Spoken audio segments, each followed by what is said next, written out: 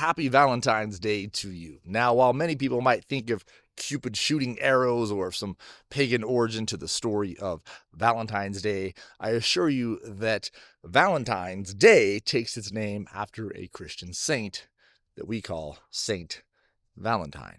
So why was Valentine considered a saint? And why do Christians or this day become symbolic of love? Valentine was a Christian bishop who broke the law of Emperor Claudius by marrying Christian couples. Now, why would that be a sin? Well, Claudius passed a law that kind of banning marriage for the time being to recruit young men into his army. He didn't want them going off and getting married to get out of going to war.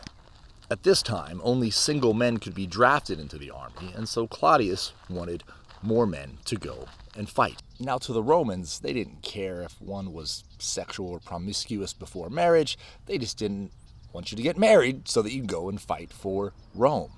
However, the Christians, especially for Bishop Valentine, he could not back this, right? He had to agree with God over the state, and thus he began to marry couples in defiance of Rome. So Bishop Valentine gets arrested. He's put under house arrest with a judge, Asterius, who he's trying to kind of talk to and convince of the Christian faith, why he's doing what he's doing, but in so defending his own actions, he's trying to persuade this judge. Now, while in the judge's house, Valentine prays over his adopted daughter who's blind, and the girl receives her sight, so a miracle of God. The judge then asks Valentine what he should do in return to this miracle.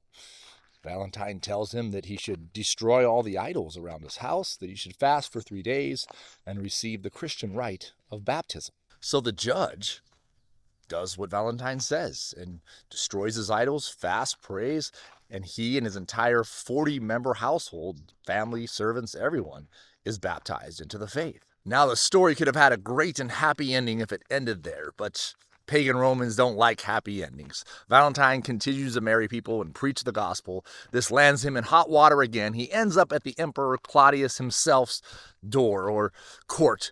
And Claudius at first even takes a liking to him, but when he tries to convert Claudius, Claudius orders him executed. Now, Valentine is given a chance to save his life. He just simply has to renounce Christ and he can live.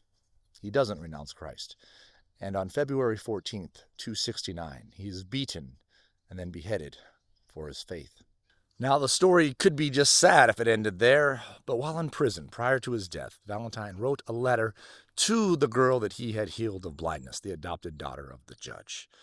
He signs it "From your Valentine," and hence the legend continues to live 2,000 years almost into the future of writing Valentine's Day cards. Now, although most people probably have no knowledge of this and they just do this out of tradition for whatever reason, I think it's important for us as believers to note that, like all holidays, they're rooted in God. Sure, pagans might try to corrupt them, and pagans might have even done things prior to Christianity that try to give some reason to celebrate. But it's only in Christ that we can truly celebrate. And a guy like Valentine should be celebrated. Why?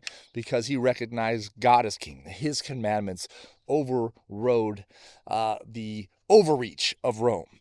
And all kings and authoritarians throughout history tried to fight against God. The state is always at war in trying to bring overreach against the church, against Christ, against God and his commandments.